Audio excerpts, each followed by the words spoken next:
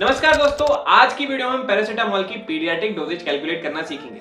जैसा कि हम जानते हैं, एडल्ट्स में पैरासीटामोल की मैक्सिमम डोजेज है 4000 mg पर डे, जिसे अगर हम ब्रेकअप करें तो जरूरत पड़ने पर हर 4 घंटे में 650 mg की टेबलेट ली जा सकती है। पर बच्चों में पैरासीटामोल की डोजेज उनके वेट पर डिपेंड करती है।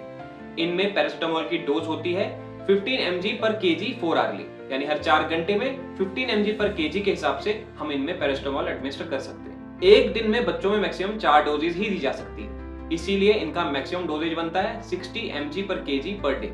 समझने के लिए हम 10 किलो के बच्चे की एग्जांपल ले सकते हैं।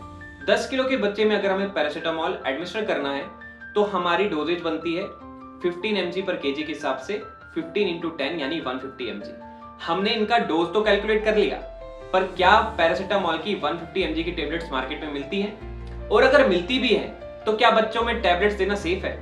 इसका आंसर ना है दोस्तों। तो ऐसे में पैरासीटामोल की सस्पेंशन दी जाती है। मार्केट में पैरासीटामोल की सस्पेंशन 2 कंसंट्रेशंस में अवेलेबल है, एक 250 mg इन 5 ml और दूसरी 120 mg इन 5 ml। अब क्योंकि 10 किलो के बच्चे में जो हमने पैरासीटामोल का डोज कैलकुलेट किया वो 150 mg बनता है, जो कि 120 mg से ज्यादा है, तो 250 mg इन 5 ml वाली कंसंट्रेशन जो है वो ज्यादा सूटेबल है। अब हमने डोज कैलकुलेट करना तो सीख लिया, पर उस बच्चे में ड्रॉपर की सहायता से कितना ml पैरासीटामोल की सस्पेंशन हमें देनी है वो जानना बहुत जरूरी है। इसे हम थोड़ा सिंप्लीफाई करते हैं। जैसे कि मैंने आपको इस सस्पेंशन की कंसंट्रेशन बताई 250 mg इन 5 ml, यानी 250 mg पैरासीटामोल होगा 5 ml सस्पेंशन में। और अगर हम इसे डिवाइड करें तो 50 mg पैरासीटामोल होगा 1 ml सस्पेंशन में। और अगर हम इसे फर्दर डिवाइड करें तो 1 mg पैरासीटामोल होगा 1/50 ml सस्पेंशन में।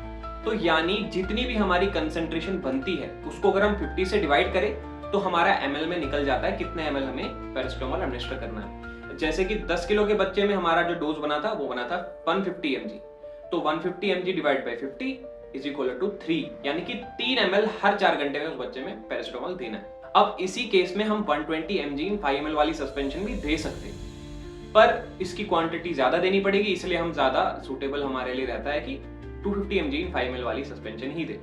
पर अगर 120 mg इन 5 ml वाली सस्पेंशन देनी हो तो अगर हम उसे फिर से इसी तरह ब्रेकअप करें तो वो इस तरह से बनता है कि 120 mg जो पैरासीटामोल है वो है 5 ml सस्पेंशन में, तो उसे अगर हम डिवाइड करें तो 24 mg पैरासीटामोल होगा 1 ml सस्पेंशन में। इसे हम अगर फर्दर डिवाइड करें तो 1 mg पैरासीटामोल होगा 1/24 ml सस्पेंशन में, यानी कि जितनी भी डोजेज बनेगी उसको अगर हम 24 से डिवाइड करें तो 120 mg इन 5 ml वाली सस्पेंशन हम उसे उस ml में दे सकते हैं, उतने ml में दे सकते हैं। जैसे कि जो 150 mg वाली डोज बनी थी हमारे उस 10 किलो के बच्चे की, अगर हमें उसमें 120 mg इन 5 ml वाली सस्पेंशन देनी होगी तो फिर हम 150 को 24 से डिवाइड करेंगे, जो कि बनता है 6.25, तो यानी कि 6.25 ml हमें हर 4 घंटे में उसमें देना है। उम्मीद है इस वीडियो के बाद आप बच्चों में पैरासीटामोल की डोज कैलकुलेट करना सीख गए होंगे। अगर ऐसा है तो एक 15 किलो के बच्चे में कितना पैरासीटामोल देना है और कौन सी कंसंट्रेशन ज्यादा सूटेबल है, ये आप कमेंट सेक्शन में लिख सकते हैं। और अगर आपको इस वीडियो के बाद भी कोई डाउट है वो भी आप कमेंट सेक्शन में लिख सकते हैं। और ऐसी वीडियोस के लिए लाइक शेयर सब्सक्राइब करें। धन्यवाद।